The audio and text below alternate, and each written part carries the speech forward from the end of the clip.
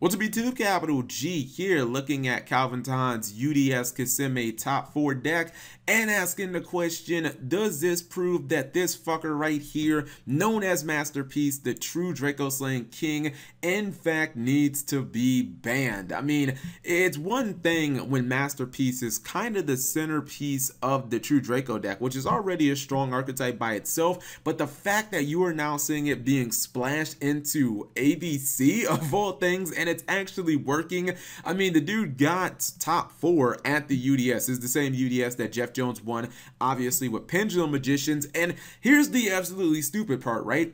I would think that it's one thing if you're going to be kind of creative and you're going to throw a bunch of Masterpiece into a deck running like Call of the Haunted or Oasis of the Dragon Souls, maybe a couple of continuous spells and traps. This deck ran, to my count, 1 continuous spell in the entire deck. That's it. It's not like he even had that much tribute fodder. He had 3 continuous traps, which are all the traps that he ran. There's no strikes needed and stuff like that. And he was still able to top, and he ran 3 copies of Diagram just for 2 copies of Masterpiece. Like, that proves how powerful this card is. It's like a win condition on its own. I'm not really telling you anything that you guys obviously don't know, but this is kind of demonstrating the point.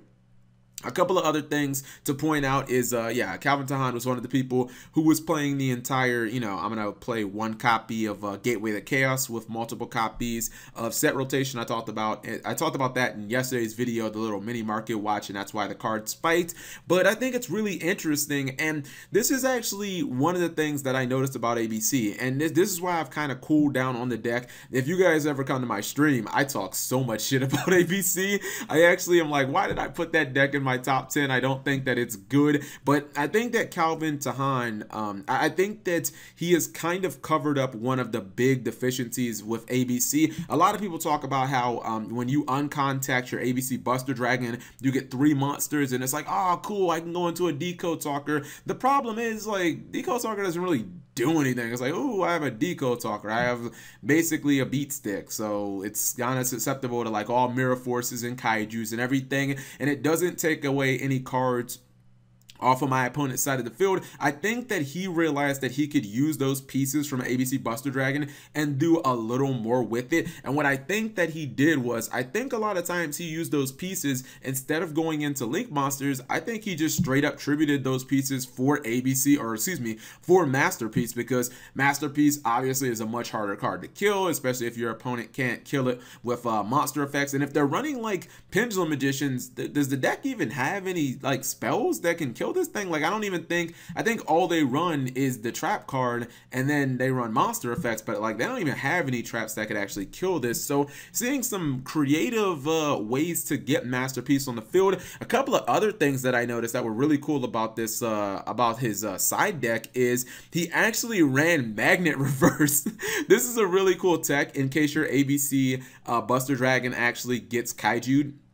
You basically get to summon it back from for free. It kind of acts as a Call of the Haunted in that situation. If you don't know what Magnet Reverse does, you can target a machine or rock type monster that's banished or in your graveyard that can't be normal summon / set, and you special summon it. Actually, you'll see some Gem Knight players play this. It's a good way to get Lady Brilliant Diamond back. If Konami hadn't been such, idiots and had Lady Brilliant Diamond been a card that you could summon multiples of in a turn, I would actually main deck this card, because then you'd be able to summon her with Brilliant Fusion, tribute her to get something else, and then Magna reverse it back. But my hopes and dreams were killed because Konami made it you can only summon 1 Lady Brilliant Diamond during a turn. But anyways, just a very creative deck where Masterpiece is being played in ABC without barely any continuous cards to tribute for. I mean, there are a couple of searchable like traps, and there are a couple of other targets outside of Masterpiece for the Diagram, but doesn't this really say something when like just random decks are splashing in Masterpiece?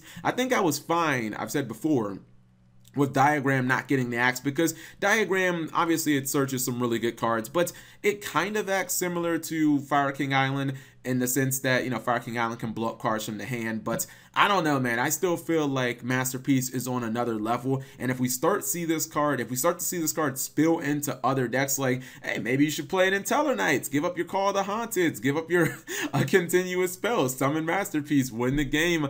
I think that could be extremely problematic. So what do you guys think? If you're interested in this deck, I will of course have it in the description of this video for those of you guys who want to troll around with some ABCs. I'll probably be playing this on my Thursday live stream because I already have it on Dueling Books, so you know, why not mess around with it a little bit. So many hand traps in this deck, by the way, too. Like 7 hand traps is just this. When you really break down this deck, if you took away the hand traps and all the field spells, like holy moly, what would you be left with? You'd be left with just Masterpiece, gadgets, and ABC pieces. Seriously, like this deck has 7 hand traps and you have 7 field spells, 3 terraforming, and a set rotation. That's like 13 cards just devoted to field spells. Anyways, thank you guys for watching as always. Let me know what you thought in the comment section below. Subscribe if you have not already and turn on those notifications for daily videos.